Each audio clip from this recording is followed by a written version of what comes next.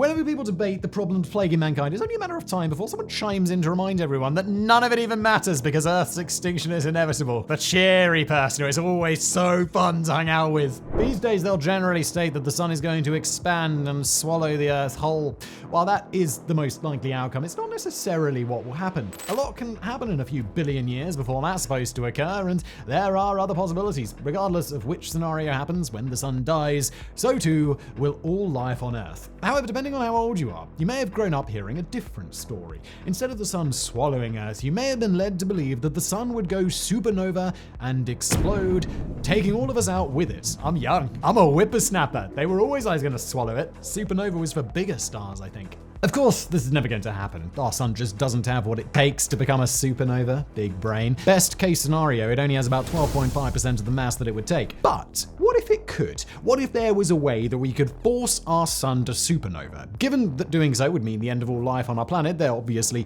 isn't any practical application for this, at least with regards to our own sun. But there isn't any practical application for hoverboards either. So, well, let's just have some fun and see if we can make a star explode, alright?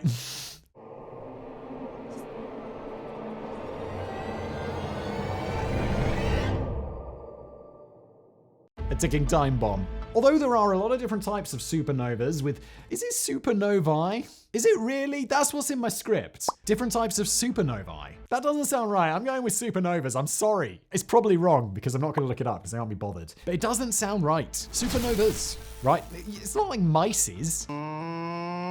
With various classifications based on their light curves, there are two main types, cleverly named Type 1, and wait for it, Type 2. There are also proposed Types 3 through 5, but those are each based on one or two observed supernovas that didn't... Supernovae? Supernova? Oh, god damn it. That didn't cleanly fit into one of the other types, so we're not going to worry about those right now. Instead, we're going to start with Type 2, so I'm looking it up. I'm sorry, I'm looking it up. A few inches later. I knew it, Kevin! It's supernovas! I have a giant brain! It's much easier to pronounce as well. Instead, we're going to start with Type 2 supernovas, which are the type that you're most likely familiar with, even though Type 1 is actually more common. While massive explosions in space might seem a little bit frightening, and if one was close enough to us, it would absolutely be frightening, they are extremely common and just a natural part of the life cycle of a star. I mean, death is a natural part of the life cycle of a human, but I'm still afraid of it, Kevin. I really hope Kevin wrote this episode. I did see a name in the beginning. How common are they, you ask? In a galaxy of comparable size to the Milky Way, you should expect one supernova every 50 years or so. With the hundreds of billions of galaxies in the universe, it would mean that a star explodes approximately once every 10 seconds. But again, this is just the normal life cycle for larger stars. Stars are giant balls of hydrogen and helium that act as a natural nuclear fusion reactor. Hydrogen atoms are fused into helium atoms, resulting in a massive release of energy.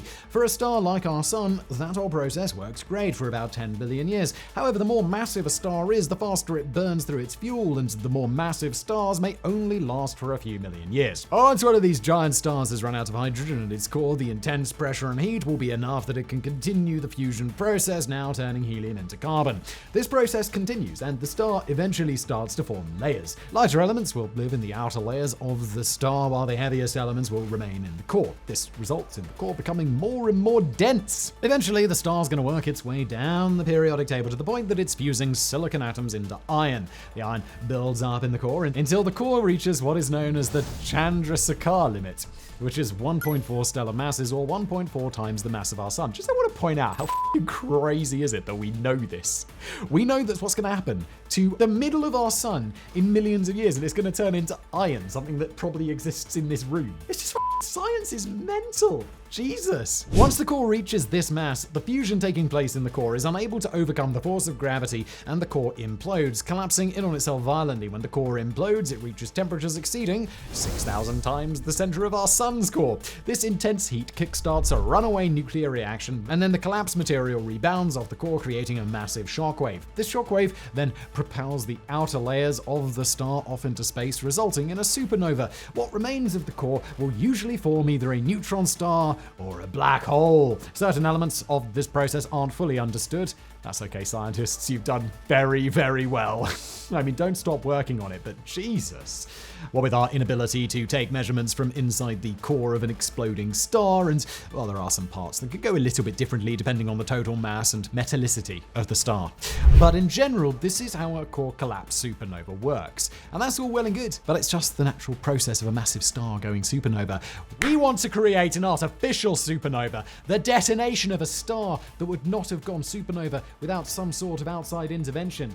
I think a deep pull from the Stargate universe here, but let's just drop a Stargate connected to a black hole into it. Yes, if you get that reference, let me know in the comments below, you legends. It turns out that not only is this completely possible, it happens every day. Not only that, but it is the far more common type of supernova in our universe. Degenerate dwarves. We mentioned earlier that type 1 supernovas are the most common type, and specifically it is type 1a that are so abundant. These are caused by binary stars when at least one of the two stars is a white dwarf. Or when a star isn't massive enough to cause a type 2 supernova on its own, it will instead expand into a red giant before shedding most of its outer material and collapsing in on itself as a white dwarf.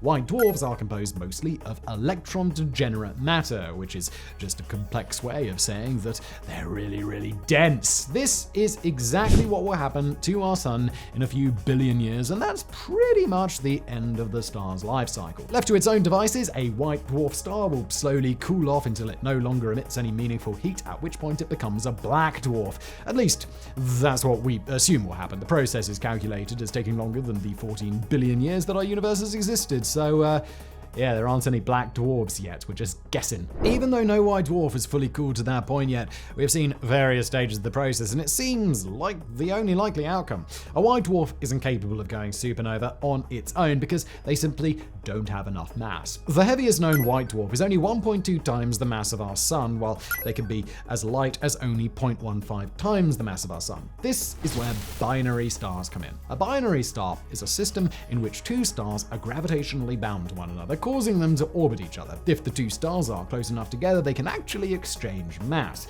This change of mass can alter the time frame of a star's natural stellar evolution, or it can even cause a star to reach an evolutionary stage that it couldn't have reached on its own. And this is how type 1a supernovas occur. If a white dwarf is able to accrete enough material from its companion star that its mass exceeds the limit, which was hard to pronounce, with the core thing, it will go supernova. Large stars specifically need their core to reach that limit of 1.4 stellar masses. But a white dwarf, it's what's known as a stellar core remnant. Essentially, the entire star is its core. These supernovas are actually extremely useful to us for their use as standard candles. Since every type 1a supernova is caused by a white dwarf of identical size, it is believed that the explosions have an identical peak brightness. By searching the universe for this type of supernova and measuring its apparent brightness, we can calculate the distance of objects up to 1 billion light years away. Again, science. Jesus Christ, man. That's crazy. But our goal today isn't to calculate the location of interstellar objects. We want to do some supervillain shit and blow up a star. We've learned that it is not only possible, but common for a star that would have remained stable forever to be forced to go supernova by external interference. So the only question that remains is whether or not humans have the ability to make this happen. The power of 1 million exploding suns. Using the technology currently at humanity's disposal, there's definitely no way we could force a supernova. While a star can be forced to explode, as we discussed, there is a pretty strict limitation. The process only works with a white dwarf star, so there's nothing we could do to our sun to make it go supernova, and that's really the only star we can interact with at the moment. For our sun, we'd have to wait a few billion years until after it potentially swallows Earth before collapsing and becoming a white dwarf. Then maybe it would be possible, but this would be a project on an almost incomprehensible scale, especially because our planet would be, pretty f***ed up by the whole expanding sun thing. But let's imagine in the future that we've somehow conquered the issue of interstellar travel and we're able to travel to the heaviest white dwarf in the universe with a mass of 1.2 times that of our sun. And there is some practical reason that we want to force it to supernova. What that reason would possibly be is anybody's guess, but just roll with it, alright? As much as people love blowing up, this is not a problem that can be solved with human violence. I mean, what are you going to do? Try and throw a a nuclear bomb into the star so it explodes? Yeah, no. Even 35 years ago, the writers of Superman 4 recognized having Superman throw all of the world's nuclear weapons into the sun just is not going to do anything to it. It's already a nuclear reaction. Unfortunately, to the best of our knowledge, the only way to force a star to go supernova is to increase its mass until it hits the Chandrasekhar limit thing. So instead of throwing a bunch of nukes at a star, we have to throw a bunch of, well, everything at it. In the absolute best case scenario, where we are working with the heaviest known white dwarf, we would still need to hurl an amount of mass the equivalent to over 20% the mass of our sun. That's approximately 4 times 10 to the power of 29 kilograms, or 400 octillion kilograms of matter. It's a lot. It should be pretty clear that's a lot of mass. We would need to throw over 60,000 Earth-sized planets into the star to make it go supernova, and again, that is the best case scenario. The other option that's a bit more realistic, in extremely loose terms, is to just throw another star at it. Using a star similar to our sun, though ideally a bit bigger, if we could force it into a position extremely close to a white dwarf, we could artificially manufacture a supernova. There are all sorts of logistical issues surrounding this, such as the fact that we have absolutely no idea how to just, pick up a star and move it, but it's still probably easier than moving 60,000 planets. Wrap up. So, can we force a star to supernova? Aside from the restriction that it will only ever work with the white dwarf rather than any other star, the answer is yes. Very, very, very technically yes. The scale we would need to be operating on is almost unimaginable, but there is a very clear method for how we could make it happen. Nothing we'd need to do would violate the laws of physics, and it is a process the universe does on its own every single day. Is it improbable? Impractical? Cartoon supervillainy just for the hell of it? Absolutely yes, on all of those counts. But it is by no means impossible. With our current technological limitations, there's no way humanity could force a star to supernova, but as science and technology advance, there's maybe a point where we can just chuck 60,000 planets into a dying white dwarf and make it happen. It's not very likely, but it's possible. Thanks for watching.